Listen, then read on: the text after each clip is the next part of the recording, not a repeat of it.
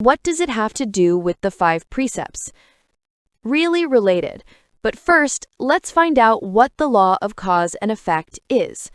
The cause is analogous to a sprout in a seed, and the effect is analogous to fruit on a tree. The fruit is made by the sprout, and not to be confused with one another.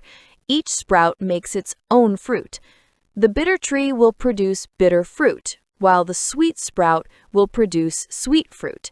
This law of cause and effect is not caused by one or more causes, but there must be an effect if there is a cause. The law of cause and effect governs all life and pervades the universe. Nothing escapes the law of cause and effect. Even the great teachings of the Buddha only expound the law of cause and effect. 51. What about the relationship between the law of cause and effect and the 5 precepts? While you refrain from taking life and release living beings, that is the cause of living a long life without illness. While you refrain from stealing and give charitable donations, that is the cause of lasting riches. While you refrain from sexual misconduct, you will have the fruit of a happy reunion in the family. While you refrain from wrong speech, you will have trust and love and not be deceived. While you refrain from alcohol and intoxicants, you will have the fruit of wisdom. These are just a few of the common results. 52. Why do some people labor hard from childhood to adulthood, never steal from anyone, and still struggle their entire lives?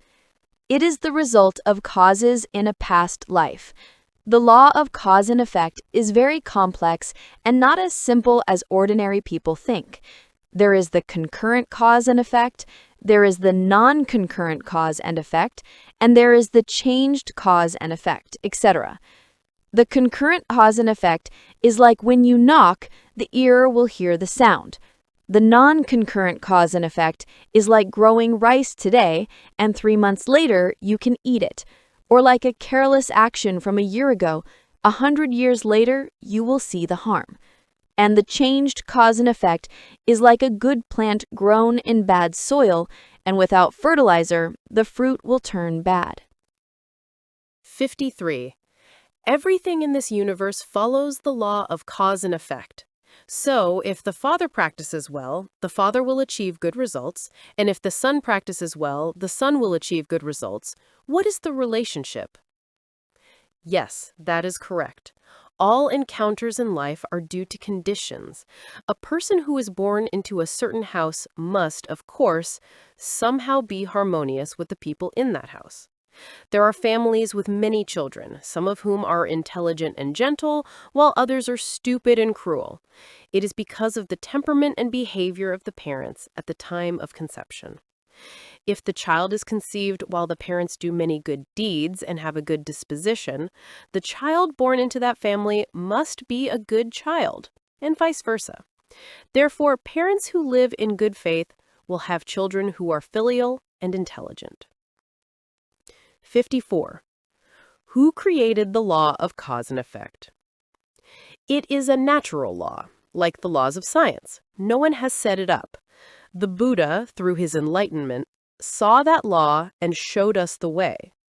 It is a law that anyone who makes good causes will enjoy good results, and anyone who makes bad causes will suffer bad results. There is no God, no spirit, no demon, or no animal who can resist or interfere in making rewards and punishments. 55. So why do we worship Buddha and bow to him? Worshipping and kneeling on a regular basis to express our gratitude and love for the Buddha and vowing to follow in his footsteps of compassion, loving kindness, sympathetic joy, and equanimity.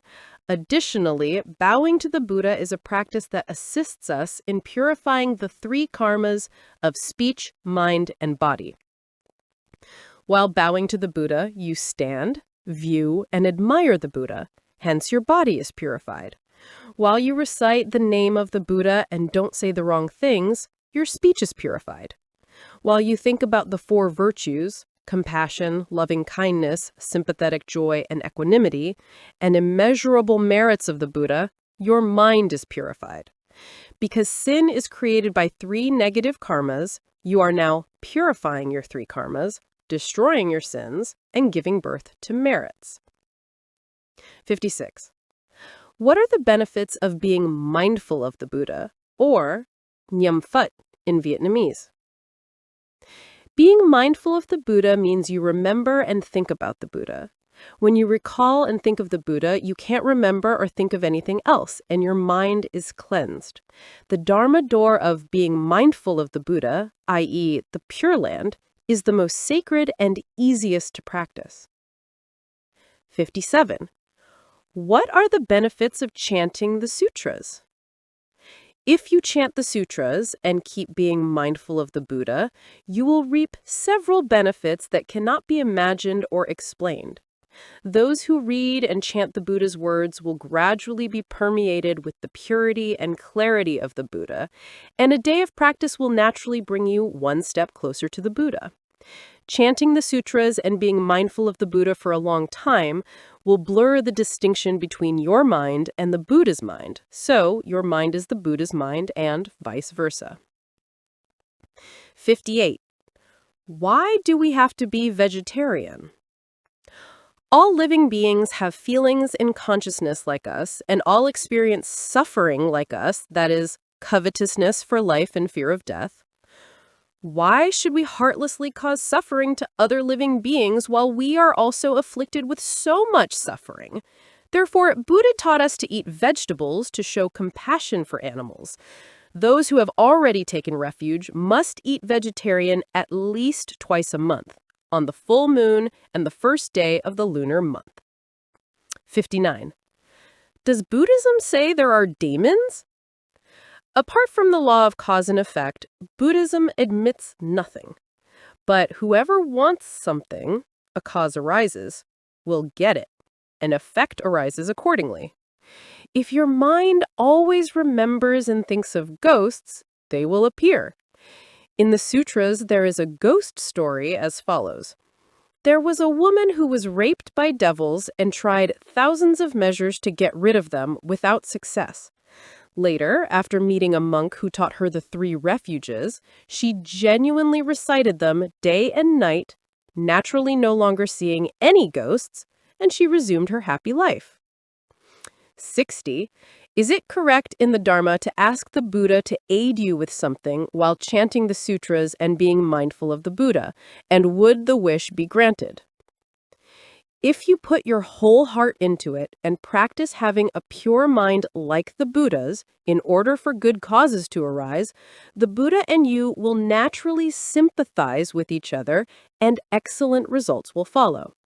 To fully complete the merit, it is still necessary to keep your thoughts pure, avoid evil things, and diligently perform good things, as the Buddha taught.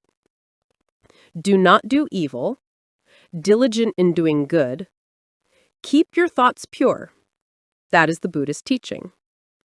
And I'd like to share this merit with all disciples and sentient beings, wishing them success on the Buddha's path. This article was typed and shared by Tien Tiang.